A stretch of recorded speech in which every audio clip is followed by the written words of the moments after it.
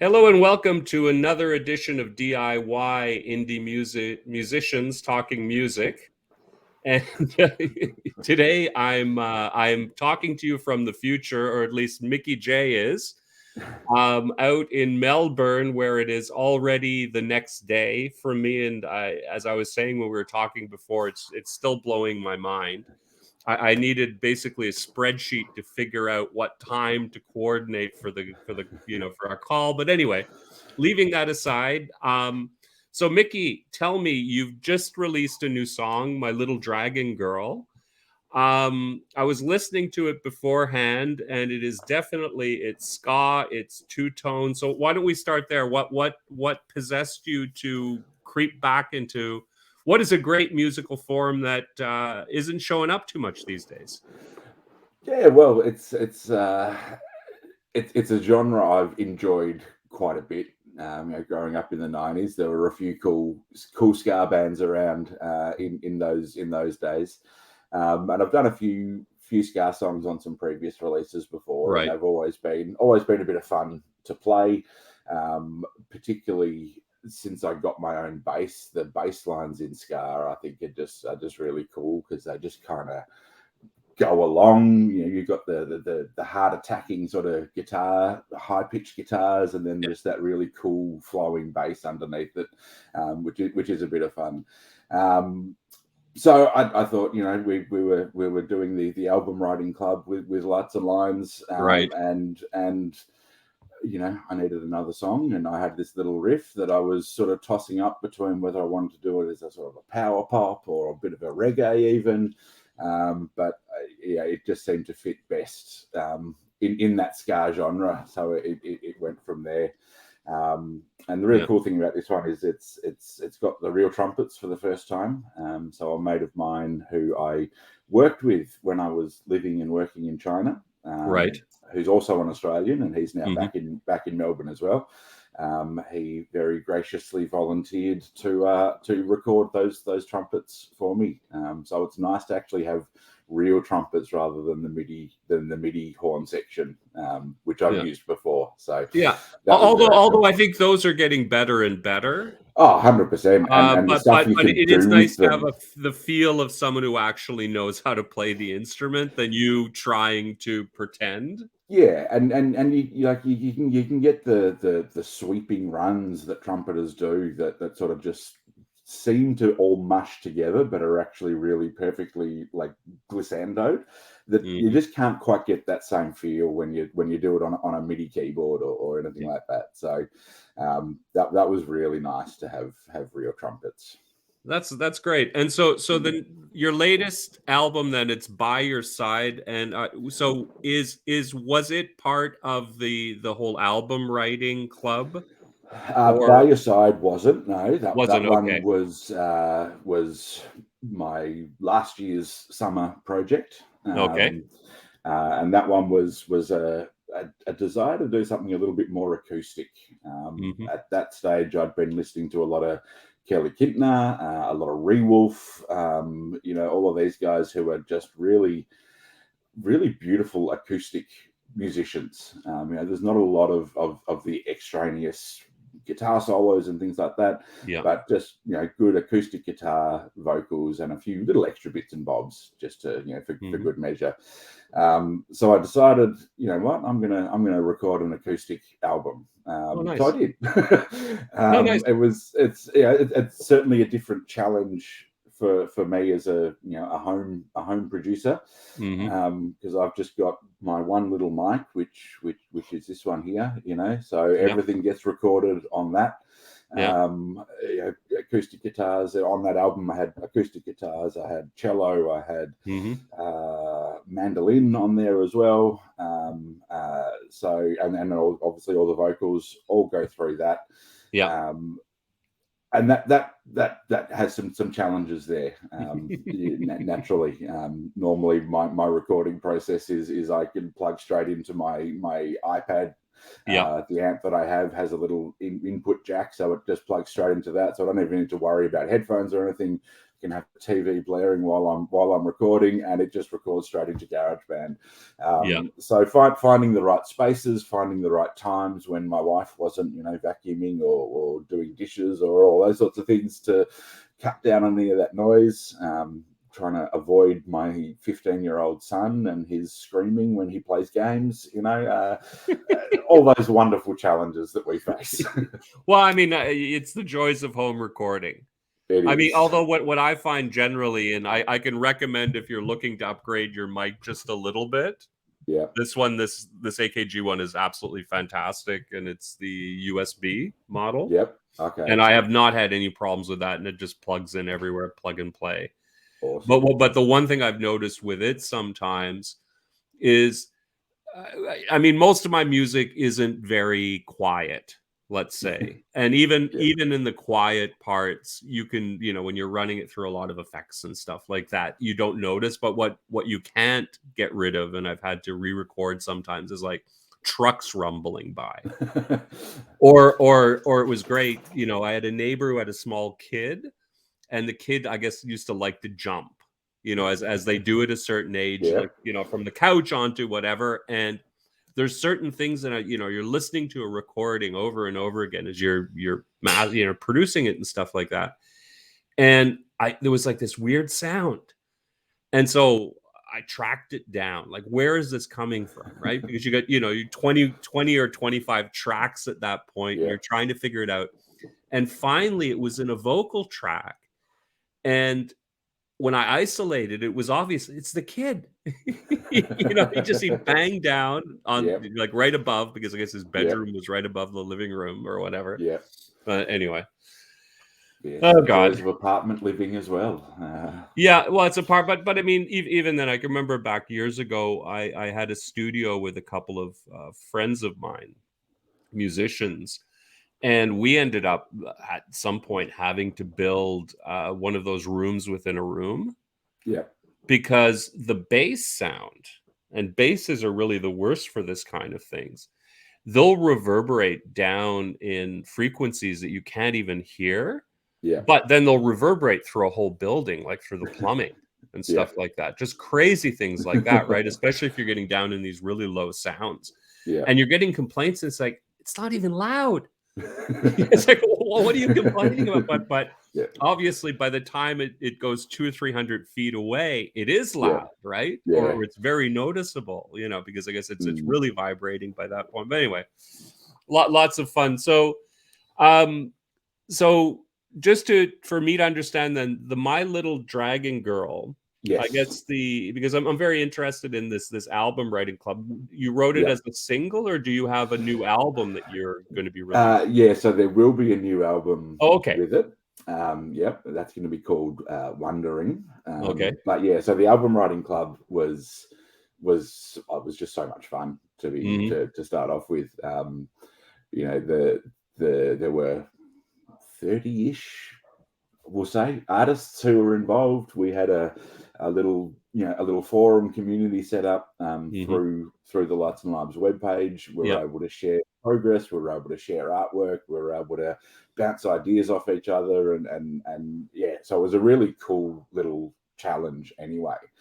And so as part of that, obviously we were attempting to record an album within a month, and then everyone could choose a single from their album, and so for that, sort of the public vote for best single. Nice. So My Dragon Girl was that one. It was my little single choice, and thankfully it did quite well and was able to win. Well, good. Well, congratulations again. It's fantastic. And you said you spent some time in China. Yes. So I'm assuming that's these references with the Little Dragon Girl and some of the songs that are written in Mandarin. It looks like Mandarin characters are all from that time. Very definitely. And what brought you to China? I just finished university. Okay. I taught for a couple of years. I'm a teacher by trade. Okay. Taught for a couple of years in Australia. At that particular time, for young graduate teachers, it was very difficult to get permanent jobs. Right. Here in Victoria, we have a wonderful system where people can take 7 years maternity leave. Now that's unpaid, obviously, but it's 7 years maternity leave. Their permanent positions are kept within a school until they decide if or when they want to come back. So for us youngsters, it was really challenging to get a permanent position. So, car loans and home loans and all of those sorts of things were out of the question. So I decided, you know what, let's go overseas for a while. It'll be a nice little change. So I thought I was going to go over. I initially wanted to go to Hong Kong. Mm-hmm. But given our weird Australian school year, for the rest of you Northern Hemisphere folk, weren't a lot of jobs going into January in Hong Kong. So my dad, who'd been going in and out of China for years for business, just said, why don't you go and try Shanghai? He said it's kind of like Hong Kong was 15 years ago, but it'll overtake it in 5. So I thought, why not? Found a job in in Shanghai. Thought I'd go for maybe 6 months to a year, see a bit of Asia, go a bit of traveling, maybe then try somewhere new. It then turned into 12 years and staying in Shanghai because I just loved the place. It was such a wonderful place to live. It's very much like London, New York, Paris, just a big international cosmopolitan city that you could do anything and everything you wanted in it. I'll say particularly as a fairly big bearded white guy, didn't hurt. You were given leeways that perhaps some other people weren't, but a really, really, really good time was there. There was where I also met my wife. So that certainly helped in staying for so long. And she's the muse, really. Most of the songs that I write, they're about her. So Little Dragon Girl, when people hear that I say it's about my wife, they're like, "Oh, really? Your wife's a dragon?" But it's not in our Western sense of a dragon, in being the evil, nasty, angry type of person. But it's the Chinese zodiac sign. She was born in the year of the dragon, so that's where that comes from. So it's a little dragon girl and not the dragon mum. Yes. Although she's probably that as well. Yeah, there are certainly elements of that. Yeah, if you ask my son. Excellent. And how long have you been back in Melbourne? We've been just gone 6 years back. Wow. So we came back, September 2016. So a big change from cosmopolitan to Shanghai to where we are in Melbourne. We're in a little place called Officer, which is about an hour's drive from the city centre of Melbourne. So we're way, way, way out in the suburbs. It's still quite a lot of farmland around us, but that's very quickly changing. So for my wife, who's born and raised Shanghai, lived 40 years of her life in a city of 35 million people, to move to what she calls rural Australia was a pretty big change for her. But she actually really enjoys the simple things like just sitting outside and having a cup of tea or coffee and not having hordes of people walking past and car noise and all this sort of stuff, and just actually enjoying the birds. We've got a couple of little swallows that have nested in the house next door, and she likes just sitting there watching them fly around. I think something, how should I put it? I think that has something to do with growing older, because I have a lot of the same reactions and same desires to definitely move somewhere smaller, closer to nature. Yes. Somewhere where you can enjoy the little things, because they haven't been all pushed out, right? Yeah. You know, it does mean that, when it's 10 o'clock on a Friday night and we're hungry again. There's really nothing else around here. Shanghai, 10 o'clock at night, the day was just starting really, so you could go out and there was food everywhere. But here it's Macca's or KFC, and that's about it. So there's some downsides as well, but generally speaking, it's been a really great move back for all those things. Where it's quiet, it's peaceful. We can just enjoy ourselves a bit more. Oh, that's great. No, it's excellent. So, just looking back at your discography, does it go back before 2021? In terms of streamers and things like that, no.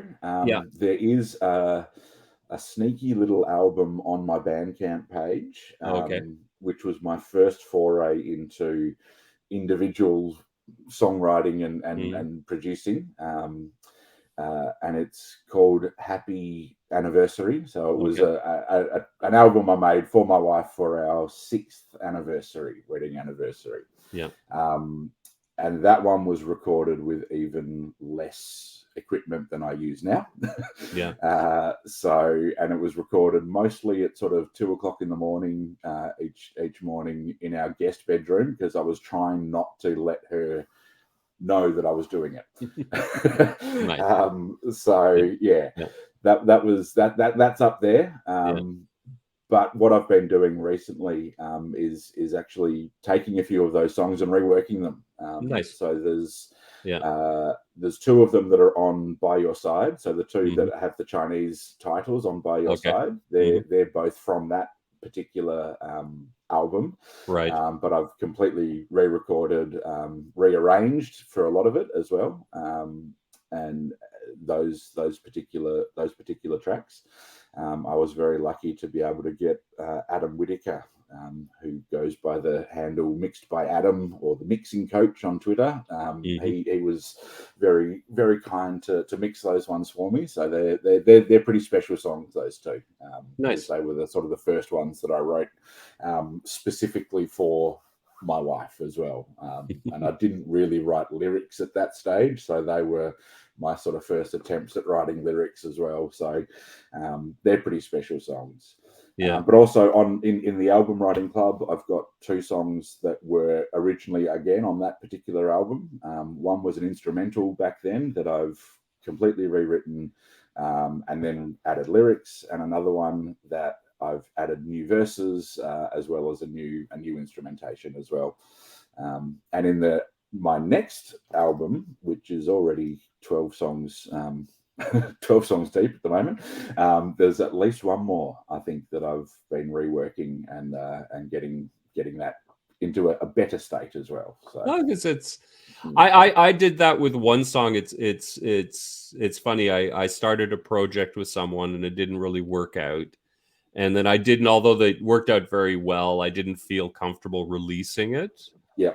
And I ended up though, and there was one sort of hooky part of it, and I ended up reworking the song, just stripping down to like certain of the bare tracks and building up a whole new song around it.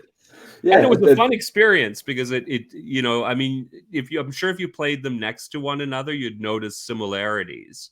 Yes, but they went in completely different directions. Yeah, and I think you'll once I find that started with adding extra stuff, and particularly the 2 on the album writing club, they're very, very different to how they were originally. Very, very different. So it is a really, really fun thing to do. Also on my Bandcamp page, there, I think I'm just having a look at it. I'm pretty sure it's up there. Oh no, I deleted it. Surely I didn't delete it. I originally had my high school band's EP up there as well, and that was an interesting experience of 3 17-year-olds sitting around a mini disc recorder. I remember and we had those. this 4-track program on this computer that our bass player had, and it was the coolest thing ever because we could be playing and there was tracks and we could mix stuff. Although mini, I have a mini disc player somewhere. Those things are unbelievable. Yeah, The audio quality of those things. yeah, they were very, very fancy.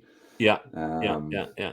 yeah, so I mean, I think it's still up there. I can't see my thing at the moment, but that was pretty cool. It's real 90s teenage angst stuff on that one. So yeah, Yeah, yeah, that's yeah. So that may well be up there. you've obviously been playing since high school. Yes. And what were you in your first band? So first band, I was guitarist. Hmm. I wasn't allowed to sing in those Okay. days. Our drummer was our singer, Okay. and Mhm. he said, "Yeah, sing these bits." And I sang them. He said, "I don't like them. I'm singing them." So I didn't sing. I just played guitar. But yeah, so guitarist back then, and guitar's probably is my main instrument, even though Right. it's uh, as with a lot of the instruments I play, I've never actually learned it. It's all self-taught. Yeah. I started out musically on piano, as most kids do, and then moved on to cello. They were Mhm. the instruments that I actually learned and had lessons with, and did exams and all of those sorts of things. Yeah. But never really enjoyed the process of learning those instruments. I Yeah. wasn't a Yeah. huge Yeah. fan of repetitively playing scales and doing all the theory side of Well, that's things. classical music, right? It's Yeah, really muscle memory yeah, and I theory. didn't want to play what my teacher wanted me to play. I wanted to Yeah. play what I wanted to play. So when we got a guitar in the house, my dad bought a little acoustic for a Japanese exchange student that was staying with us for a while, and when he left, it stayed. So I sort of started picking up that, and Nice. that's where I could be me musically on that Yeah. one. Yeah. Yeah. I could play what I wanted. You haven't thought about getting a cello and electrifying it? I've never thought about the electric cello. I do have my cello, and I record with my little trusty condenser mic that I showed you before. Yep.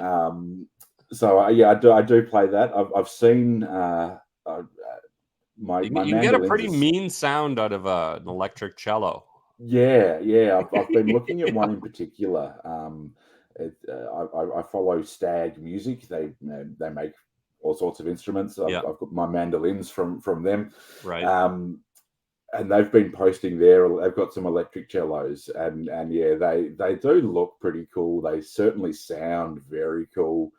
But I Yeah. think if I suggested to my wife that I go and buy an electric cello, she'd tell me otherwise.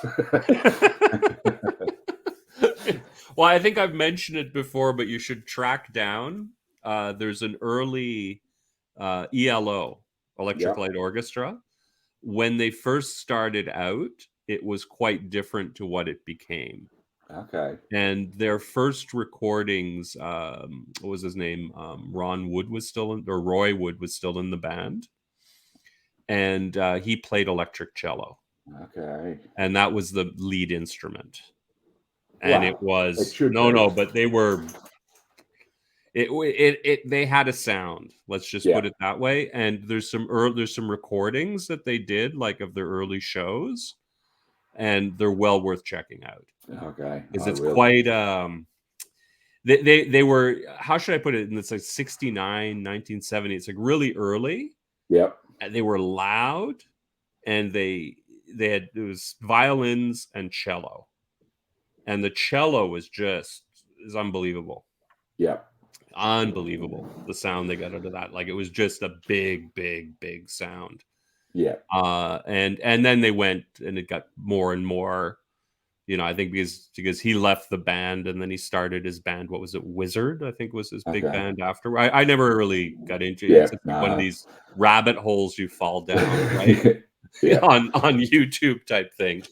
But Yeah. I've always wanted, because I love that sound. It's so heavy Yes. when it's done properly, and it's just these low notes that you don't get on any other instrument. No. You know what I mean? Not No. with that clarity, and that, and then it's, because it's like a fretless instrument too. Anyway, Yep.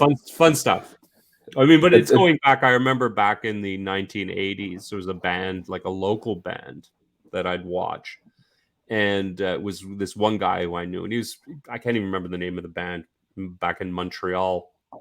And he had convinced 2 or 3 classical music students to play, and had a couple of shows with them. And he had, I think, 2 cellos and a violin or something like that. And it Nice. was unbelievable live listening to it, right?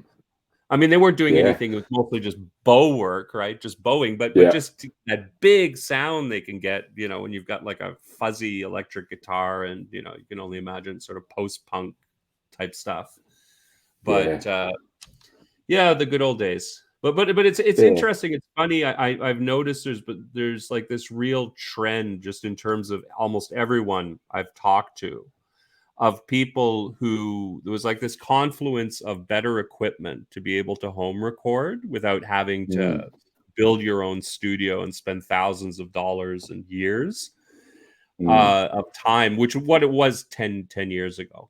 Because I mean, I did it with some friends. We built a studio, and literally you couldn't run things because the computers weren't powerful enough. You're spending thousands of dollars, like, for to get like digital, analog to digital converters, and just all kinds of craziness. Whereas now you have an iPad. I mean, that's how I started too, on an iPad. And what do? Well, you plug it in, and all the programs are really cheap. You wait until it's like Black Friday's coming up. Spend $50 on Black Friday, and you'll probably have more and better instruments than you would have for $10,000 10 years ago. It's like it's absolutely crazy. My biggest expense has been the amp, number one, and that was about $500 at a guitar exhibition. It's a Line 6 Spider, so it's got all the inbuilt effects in that as well. And iPad, iPhone, plug straight in, and then buying Logic Pro. First couple of albums I didn't have Logic Pro, and you can certainly hear the difference. I mean, obviously, those first couple of releases, I had absolutely no idea what I was doing in terms of any mixing, and I've been, as I said, working with Adam Whitaker, and you look back at some of those early mixes, and I had the bass turned up over like it was a +3 dB, and you're like, whoa, okay, that's an interesting choice there for that. Logic Pro and the amp are my biggest expenses, and that's. No, I know it's the same with me. I ended up buying the Isotope, like their whole suite of things, and it was like $500. I think that's been $400 on sale when they have that sale, and that's been my biggest expense. And the microphone was $150 or whatever. Or now I'm planning, I think I want to buy a guitar. It's my next. But even with guitars, I'm looking around, you can get a reasonable guitar for $100. Well, $150. The Squier and Epiphone stuff that they're doing these days are quality instruments. You don't need to go and get the fanciest Telecaster, Fender Telecaster, or Les Paul these days. Their little brother and sister versions from Squier are more than what you need. Especially if you're going to start out. Again, you don't want to put all kinds of money into it and then turn around and never use it, right? But but it's funny. But like the cost of entry's gone down so much, and then I found with the lockdowns, that was the other big thing, because you had the time. Yes. And us here in Melbourne, we had the longest lockdowns of anywhere in the world. Toronto wasn't far behind you. We ended up being close to sort of 350 days over that 2-year period of lockdowns. It was insane. But you're right. That was what got me going. So the first album, it's probably what kept you going. Definitely. Well, right? It kept my marriage together as well, because I think if I couldn't just shut myself away, and I had to annoy my wife, as us husbands often do, she would have had enough and gone, I'm going back to China. So it certainly was a very good thing for me. And I mean, the first album that's up there is ISO inspiration is the name of it, and I was bored. I needed to do something. I needed to get some things out of me. So that's what it was. And yeah, that was actually one of my old students who's a musician himself these days. I played him a few of the instrumentals as they were, because I was just doing instrumentals, and he said, these are actually pretty decent songs. You should do them properly, get drum tracks on them, record some vocals. So that came from the lockdowns for me, and we haven't had a lockdown since probably this time last year. We finished mid to end October. Touch wood, we won't have any more. We've just declared that the pandemic's over in Australia. Still getting thousands of people with COVID every day, but the pandemic's over, and that's great. But it's been really good that I've been able to continue, and it's something that I've enjoyed so much. I'm deliberately making that time.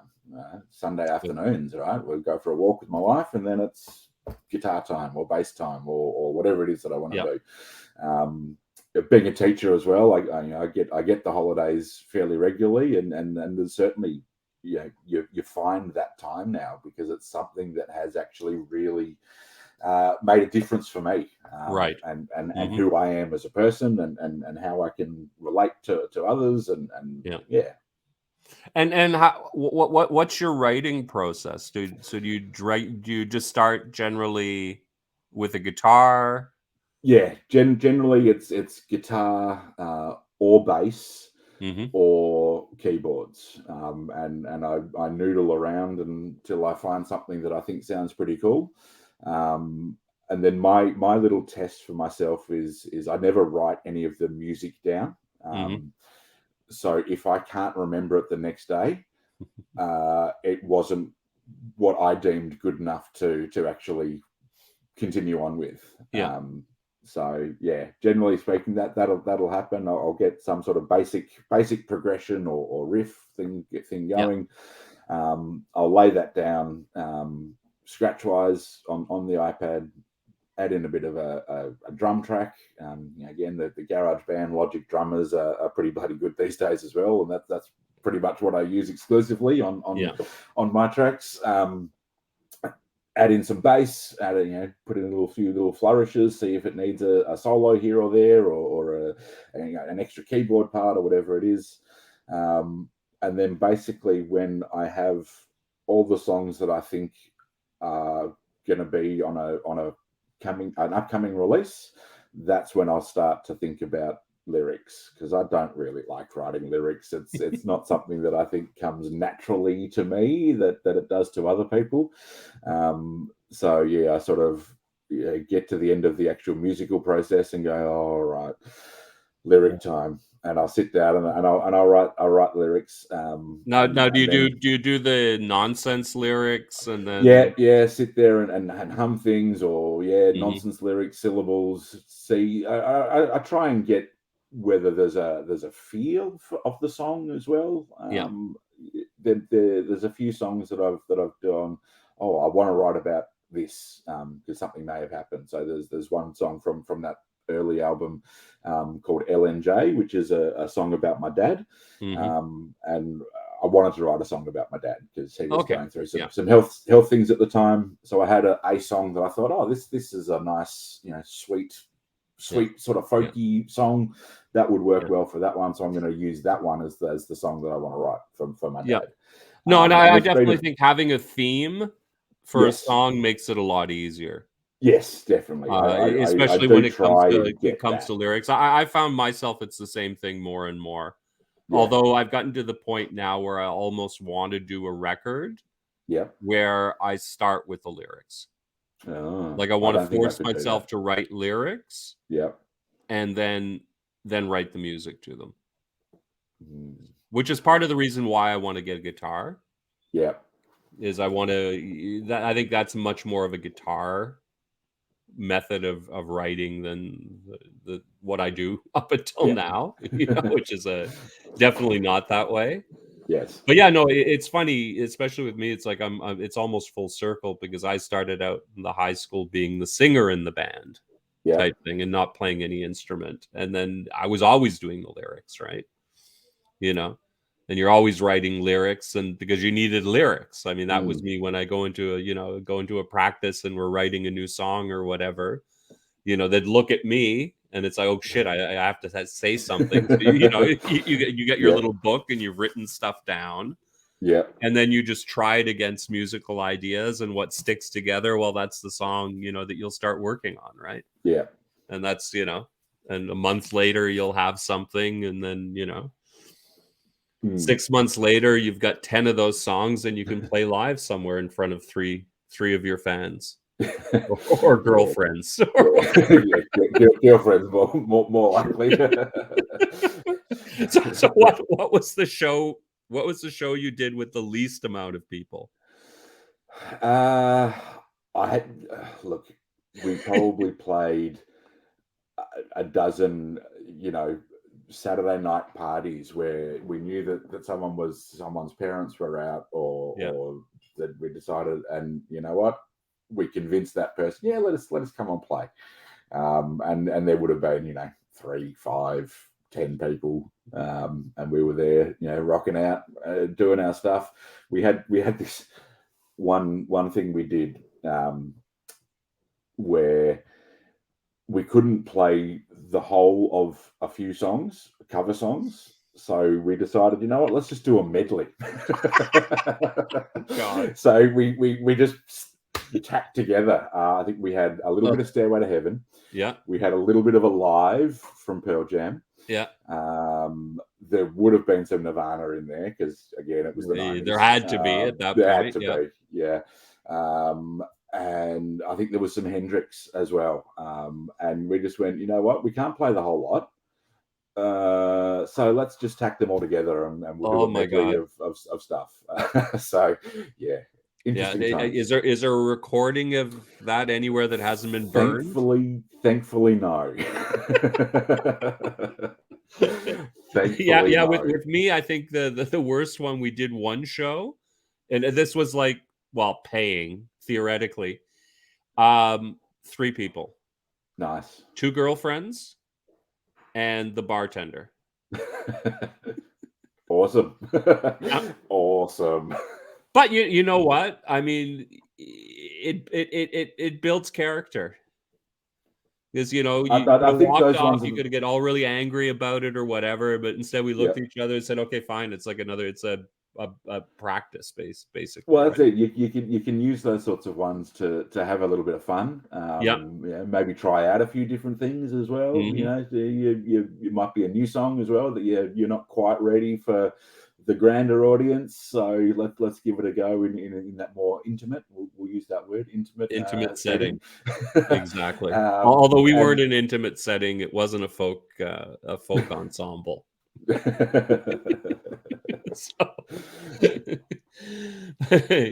So what all do you play? You play guitar. You said guitar, bass. You can play keyboards. Yes. Cello, mandolin, and banjo, so I'm assuming ukulele. The mandolin has made it in on recordings. Yes, yep. It's especially on the last more acoustic one, it would make sense. I did hear something that it's hard to tell. It can be a mandolin, it can be a guitar.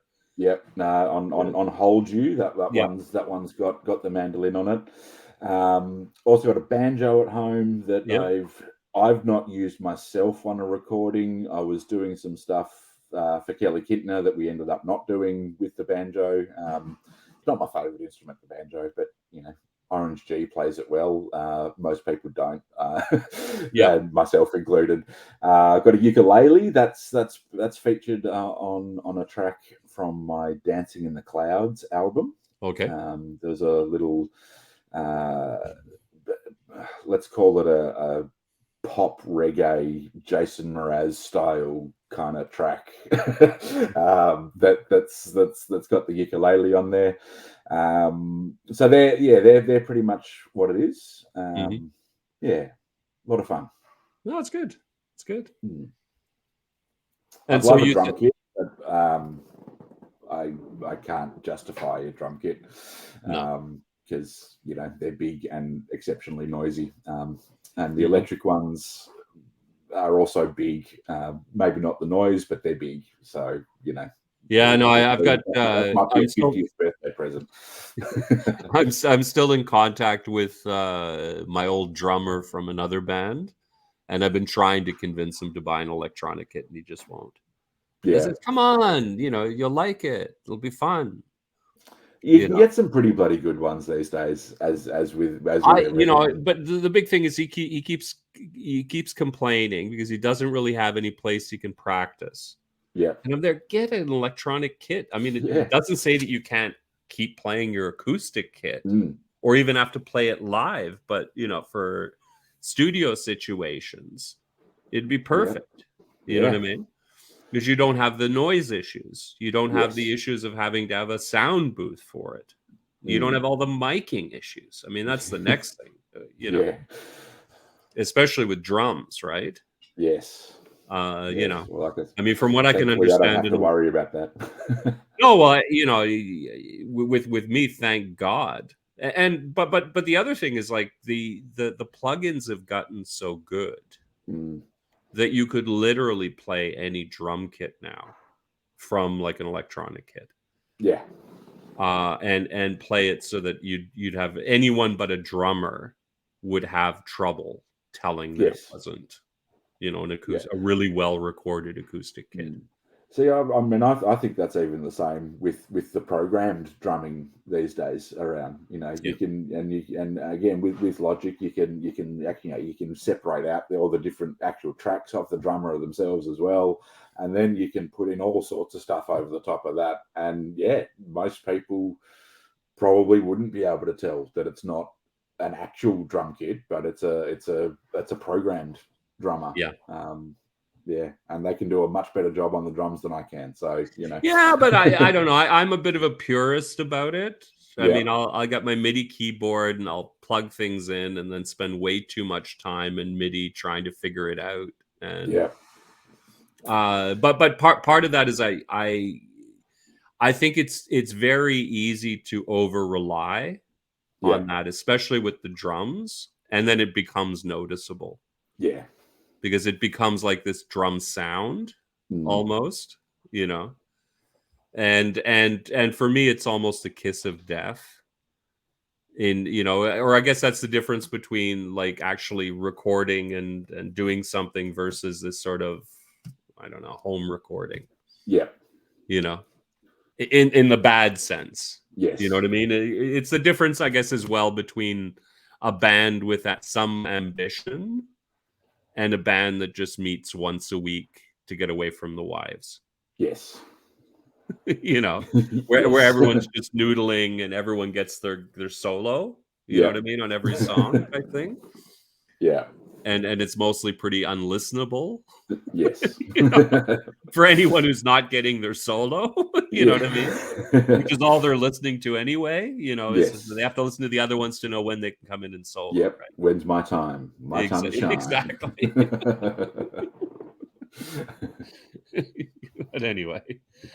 Oh my God. And so tell me, I mean, there obviously where you are, there's no real music scene. Are you playing with anyone else, or you just? No, I'm not playing with anyone else. It's me at home. Well, I certainly lend my talents to various people around the world, which is always a bit of fun. I think that's the other really cool thing that's come out of the last couple of years is with all that technology development, I can get asked, can you play cello on this track?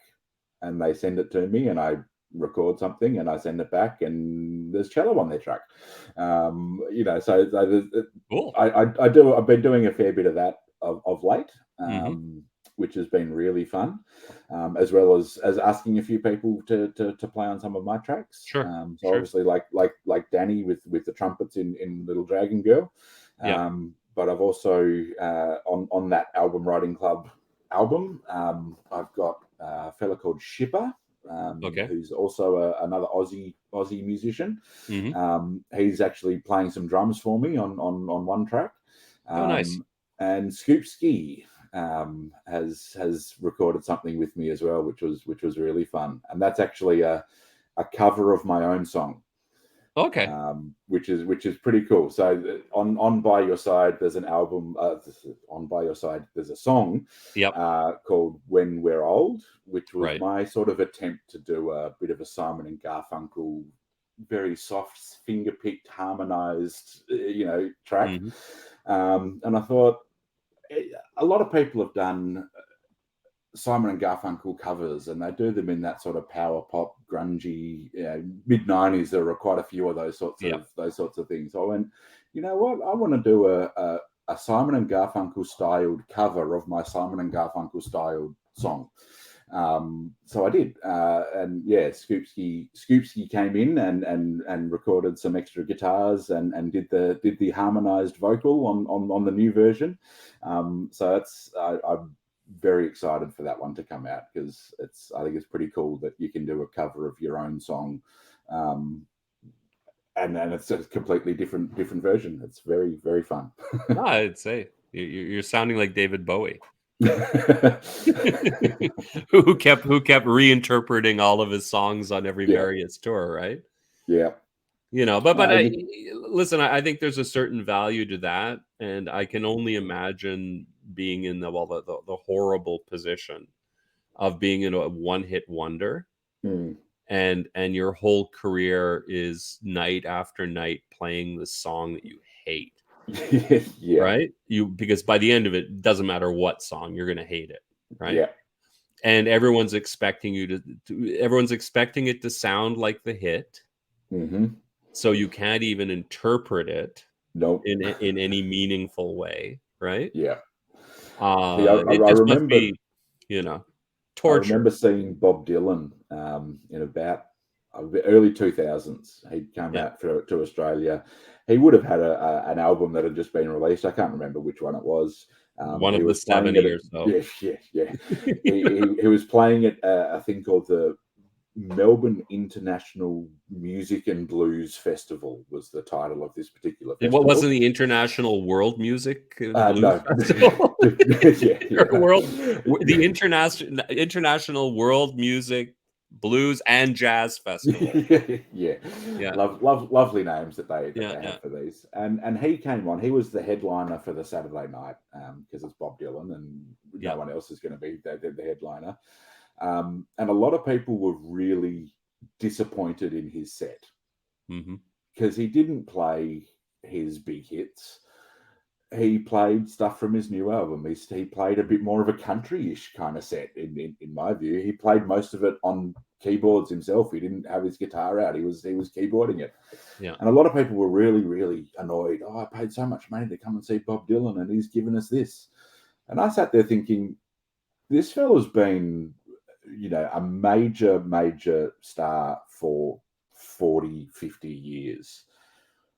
I reckon he's earned the right to come out to let's be honest, a pissy festival in backwater Australia and play whatever the hell he wants. They obviously they didn't know Bob Dylan that well. No. if they thought he was going to play the hits. Yeah. So. It's funny, and especially with him. I mean, with all the stories of the electrification of Bob Dylan and the end of folk music. It's funny. I think the only one who ever got away with it was really David Bowie. Yeah. Because there's a lot of things, if you've listened to live recordings where the songs, it's like you can recognize them, but they're radically rearranged and re-instrumented, and he's changed the melodies sometimes, or it's just like crazy stuff. Yeah. But I mean, I think it's the only way you can sustain it. Yeah. Over and have any kind of credibility. I mean, there's many who've just sold out, they're punching the clock, right? Yeah. And half of the stuff, half of the music's actually being done behind the curtain at that point. Yes. And they're not even really playing everything.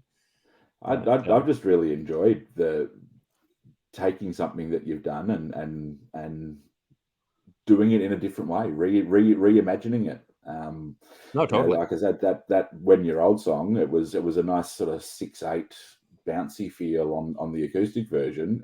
It's double the speed and 4/4 time and power pop guitars on the next one. So it's got the same melody, it's got the same lyrics, but it's different. Yeah, no, which is fun. and I listen, and I think some of the best cover versions are those kind of cover versions Mm, where they'll take it and put it in a completely different musical style. yeah, And if the song can hold up, then it half the time it becomes a hit, doesn't it? yeah. Because Well, people will recognize it, so they'll remember the song, but it's like, wow, this yep, sounds really different. yep. You know? Hendrix did that. I mean, Bob Dylan songs are great examples of that. And I Yeah. don't think everyone is a huge Bob Dylan fan. He's got it. He's got that voice that you go, really, you're a singer, kind of mentality. But he can write a bloody good song. And And he wrote the many of them. number of covers of Bob Dylan songs that are mega hits in themselves are a testament to that. So Yeah. No, it was a whole industry almost. mm, You know, well, the Birds. I mean, their yep, whole career was Bob Dylan songs when it yep. started. I think they probably broke up because they didn't want to do any more Bob Dylan songs. You Probably. know, but the management company that had so many hits, right? We want another one. Give us Of another course, one. you know. But no, it's yeah, it's fun. It's fun stuff. And one question? What was the music scene like in Shanghai? Um, Was there one really? There must yes, have been. definitely was. Yeah. It was quite an underground Okay. scene. But then there were also the megastars would come through because again, Yeah. Shanghai's being such a big city. So I saw Roger Waters. We had the Stones. We had Clapton, Bryce Gibbs. We had, funnily enough, we had Bjork, who lasted about a song and a half before she made a protest and was then asked to leave. Okay. So all the big people have come out. Michael Jackson was supposed to before he unfortunately passed. That would have been awesome to be able to actually see a Michael Jackson concert. But I was also quite lucky in that my wife's cousins run a bar in Shanghai. I describe it as a dive bar. It is literally underground. The You best go kind. below the street. Yeah. It's dirty, but it had a great little stage and a lot of acts would come in, like the little underground punk acts and things like that. And it was actually really, really cool. It wasn't quite as big as the scene that's in Beijing, which is surprising because Beijing being the seat of power in China, it's a lot more restricted in what you can and can't do politically up there. Shanghai is a lot freer, and they kind of ignore Shanghai because it makes all the money for China. But yeah, a really cool little underground scene that was in Shanghai, and so a lot of the bands would come through Harley's bar, which is my cousin's bar, but there were a handful of bars around the city that were doing the similar things. And these were all mostly Chinese artists, or just Mostly Chinese. Occasionally you'd have a foreigner band. Expat teachers put the band together. They'd get up there, but mostly local Chinese, and they were really raw and really a lot of fun. Yeah, and were they following sort of the latest trends, or was it because I noticed, like, I lived in Vienna for 10 years. Yeah. And what was interesting in Vienna is there was a number of different scenes, and again, it was very small little bars, here, there. And a lot of it was very jazz and blues. I mean, those were two bigger scenes, and they had bigger festivals, and there was a whole circuit of it, and and then there was the rock stuff, but it was never as popular or successful. Yeah.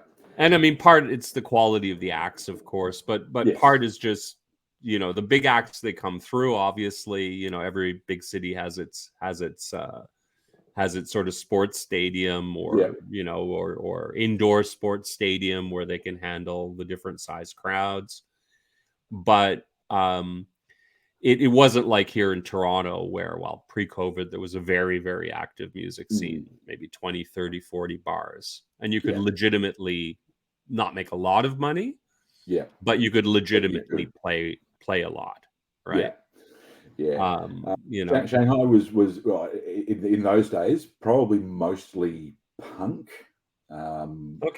which was with a few sort of metal and avant-garde people thrown in. But punk was certainly the big one, and it was really quite funny seeing, people that you might know in your day job and around, who are very pristine and well kempt and presentable young people, who all of a sudden come the Saturday night they turn full punk, and we're green mohawks, we've got the whole kit and caboodle. So really big punk scene in particular. That's somehow not surprising. No, and it's when you are an underground scene, when you do have let's be honest, a dictatorship above you, and there's certain things that we take for granted that you can't take for granted in China. Punk's a really good outlet for that. You can say, fuck you to the man very well in a punk outfit. So not surprising at all. The other big thing in Shanghai, and probably fairly common throughout most of Asia, are the Filipino cover bands. So most of your big sports bars will have a Filipino cover band, and my God, they are phenomenal musicians. But again, they just look so bored most of the time because they have to play the biggest hits going around. They're sort of the three elements of the music scene in Shanghai while I was there, at least. Why Filipino? English, probably. Number one, English. Yep. Number two, exceptionally good musicians. We don't want to generalize too much, but Filipinos, they can bloody sing. I can tell you that right now. And number three, cheap. Poor. Yeah. Well, that would make sense, because Philippines is definitely the poor man of Southeast Europe, isn't it? Or Southeast Asia. Yeah, definitely. Yeah. No, it's funny. Sort of pre-COVID, I really wanted to travel that whole region. Yep. And it's been put on hold since. But I did. It was interesting. I did a fair amount of research. Philippines, Malaysia, Indonesia. Yeah. And then Vietnam, Laos, Cambodia, Thailand. Yeah. And wonderful places. No, I know. It's I'm so pissed off the way things have gone because of that. Otherwise, I'd probably be there right now if I could swing it. But there's still time, as it were. There is. So when is your next album coming out? We'll have to ask Mike 5 that specifically. So that is Okay, going to come out through Lights and Lines. Yeah. We're looking probably early next year. Nice. With the schedule that Lights and Lines have. It's the difference with being just yourself. You want to release something, you release something. Luckily enough for me, Mike has heard something that he enjoys from my music. But then that also means you kind of got to go to their schedule a little bit more, which is different for me, because 2 years and I'm already up to there's 5 albums out, and the 6th that's sitting there ready waiting to go. So I kind of like to write and get things out. So it's been testing my patience in a good way to be able to go, let's put it on hold, let's put the single out here now, and we'll let that run, we'll give that a good go at because it's gone out to a whole bunch of radio stations.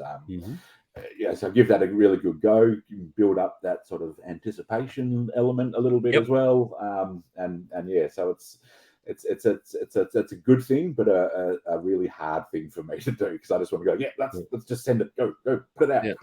Well, I mean, you could always take the George Clinton model, right? And release all kinds of stuff under all kinds of different names, all being the same stuff, but under different names on different labels. Although you'll probably find yourself then in a situation like he did, bankrupt, with the taxman chasing after you, and the most amazing stew of licensing issues. Yes.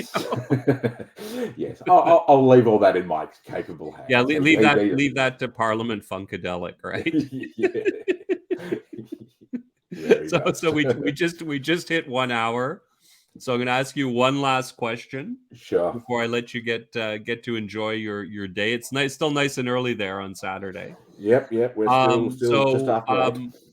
What was the first piece of music that you bought with your own money? Okay. It was one of two things, and I can't. Okay, well, I'll accept remember. 2. 2 is fine. What were the 2 things? There was a cassette. Yep. Of Best of the Pet Shop Boys. Okay. Mm-hmm. Very much. What, 12 remixes of West End Girls? Go West. Go West was the big one. Go West was the big one at that point. Yeah, that one. Yeah, the cover. Yeah. Or it was the CD Crossroads from Bon Jovi. It was one of those two. I can't remember exactly which one was first. Yeah. So you had very broad pop musical taste. Very broad influences. Because it went from hair band extraordinaire pop Bon Jovi. Yeah. I mean, they were very pop. Yes. They were not a very legitimate rock band. No. And then to Pet Shop Boys, which was the English equivalent. Yes. Yeah. So very poppy. Yeah. Which is interesting, because I was brought up on the Beatles and the Beach Boys. Beatles were my mum's favourite. Beach Boys were my dad's favourite. A lot of Johnny Cash in the house as well when we were younger. So brought up on all of that. I've even got the Beatles tattoo on me. That's who I. There's a George Harrison bonus tribute question. song. Bonus question then. What's your favorite Beatles record? You only get one. Only get one. Yeah. I mean, we can do the top 3, and I'm sure it's probably going to be it might not be the same. I keep asking, and people always surprise me. But if I can only choose one, I'm going to choose Let It Be Naked. Okay. I'm going to choose Let It Be Naked. And Let It Be Naked is not the Phil Spector. Yes, it's the remix. It was the re-released one that was not the Phil Spector monstrosity. Was not spectered. Yes. It's just awesome, those songs, how they're supposed to be. Okay, yeah. Brilliant. I could go on for hours more about. Now, for me, it's Rubber Soul. Yeah, Rubber Soul was just like, that was the definitive Beatles album. They kept trying to redo it again for the next 4 or 5.